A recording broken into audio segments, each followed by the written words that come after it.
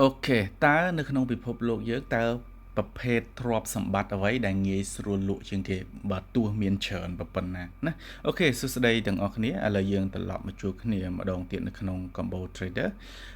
អញ្ចឹងថ្ងៃនេះខ្ញុំនិយាយតាក់ទងនឹងទ្រព្យសម្បត្តិចំនួន4ដែលវាងាយស្រួលលក់នៅក្នុងទីផ្សារជាងគេមិនថាអ្នកទាំងអស់គ្នានៅទីណាជុំវិញពិភពលោកគឺទ្រព្យសម្បត្តិដែលអ្នកទាំងអស់គ្នាមានហ្នឹងគឺអាចលក់បានយ៉ាងស្រួលណាលក់បានយ៉ាងស្រួលឬក៏យើងហៅថា asset ដែលងាយស្រួលលក់ងាយស្រួលទិញជាងគេណាព្រោះអីអ្នកទាំងអស់គ្នាត្រូវដឹងថាទ្រព្យសម្បត្តិមួយចំនួន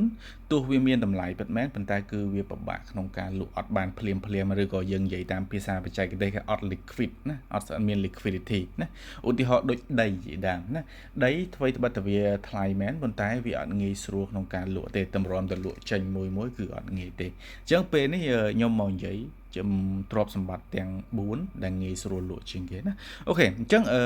មុននឹងចាប់ផ្ដើមខ្ញុំសូមណែនាំអ្នកនរគ្នាទាក់ទងនឹង Binance Launch Pool អូខេអញ្ចឹងខ្ញុំសូមឆ្លៀតពេលអ្នកទាំងអស់គ្នាបន្តិចមុននឹងនិយាយទៅកាន់មេរៀនរបស់យើងអញ្ចឹងថ្ងៃនេះខ្ញុំចង់និយាយតាក់ទងនឹង Binance Launch Pool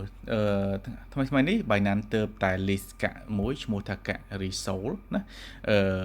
អញ្ចឹងអ្នកនរគ្នាអាចចូលទៅទិញឬលក់នៅក្នុង Binance បានណាឬ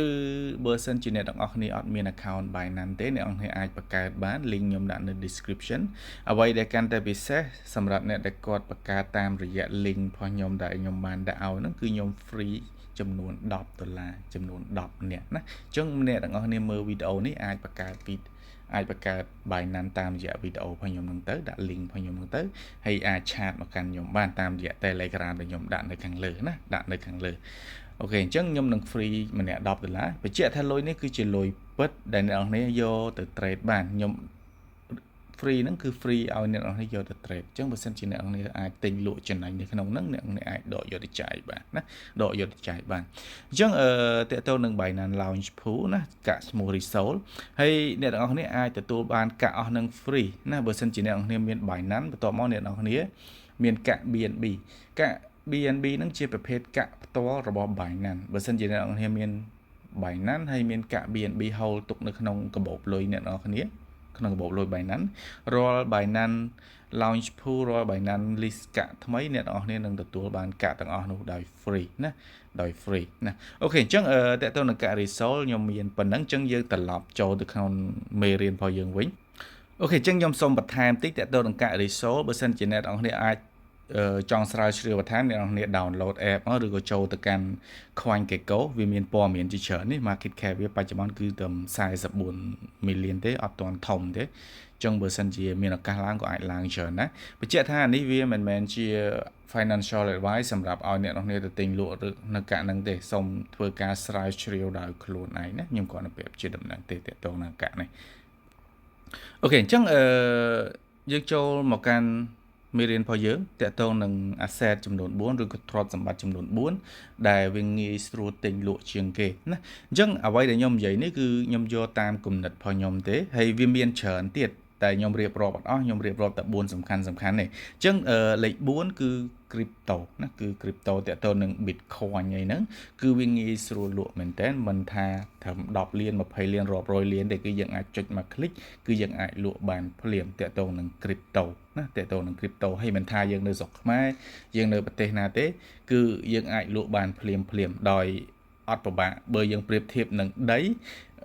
យើងត្រូវការរត់ឯកសារយើងត្រូវការរម៉ួយរអីចឹងចរចាគ្នាច្រើនប៉ុន្តែតកតងនឹង crypto តម្លៃវាគឺលក់ទៅតាមទីផ្សារផ្ទាល់ចឹងចុចតាមមួយคลิกទេយើងហៅថាវាមាន liquid ឬក៏ liquidity ចឹងទៅអាហ្នឹងទី4ចំណែកទី3គឺទីផ្សារភាគហ៊ុនអ្នកនរគ្នាដឹងហើយថាទីផ្សារភាគហ៊ុនធំអញ្ចឹងភាគហ៊ុនមិនត្រឹមថា100លានឬ1000លានទេការលក់របស់វាគឺងាយស្រួលមែនតើយើងចុចតាមមួយคลิกដូចគ្នាដូច crypto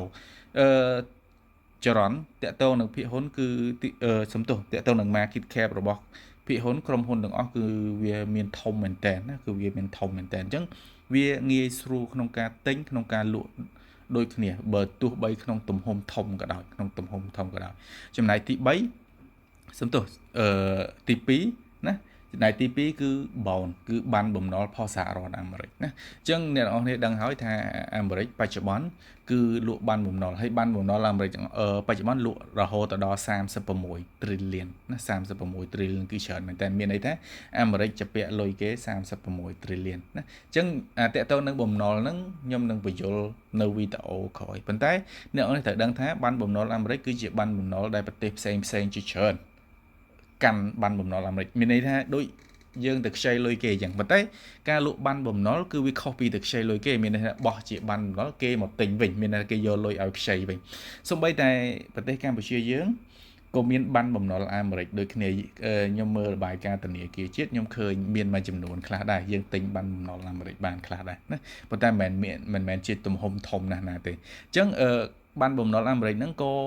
ជាទីផ្សារមួយណាគឺក៏ជា asset មួយគឺក៏ជាទ្រព្យសម្បត្តិមួយដែលវាងាយស្រួលក្នុងការទិញក្នុងការលក់ដូចគ្នាដោយសារមានអ្នកជួញដូរច្រើននៅក្នុងនឹងទោះជាទំហំវាធំក៏ដោយណាទោះវាទំហំធំក៏ដោយហើយទី1ផ្សារដែលងាយស្រួលក្នុងការទិញលក់ជាងគេគឺជាមាសណាគឺជាមាសអញ្ចឹងអ្នកនរដឹងហើយមាសមិនថាអ្នកនរនៅស្រុកណានៅប្រទេសណាទេមាសគឺងាយស្រួលលក់មែនតើហើយក៏ងាយស្រួលទិញដែរដោយសារវា liquidity ខ្ពស់មានន័យថាចរន្តជួញដូរវាខ្ពស់អញ្ចឹងទំហំមិនថា100លាន1000លានគឺចុចតែមួយคลิกបើសិនជាអ្នកនរគ្នាលក់នៅក្នុង forex CFD គឺវាងាយស្រួលក្នុងការលក់មែនតើណាគឺងាយស្រួលក្នុងការលក់មែនតើអញ្ចឹងខ្ញុំបញ្ជាក់ខ្ញុំលើកយកតែចំនួន4 asset ទេមកនិយាយប៉ុន្តែវាមាន assetច្រើនទៀតដែលវាងាយស្រួលលក់ណាដែលវាងាយស្រួលលក់នៅក្នុងទីផ្សារងាយស្រួលទិញងាយស្រួលលក់ណាអូខេអញ្ចឹងវីដេអូទាំងអស់នេះមានតែប៉ុណ្្នឹងអរគុណណា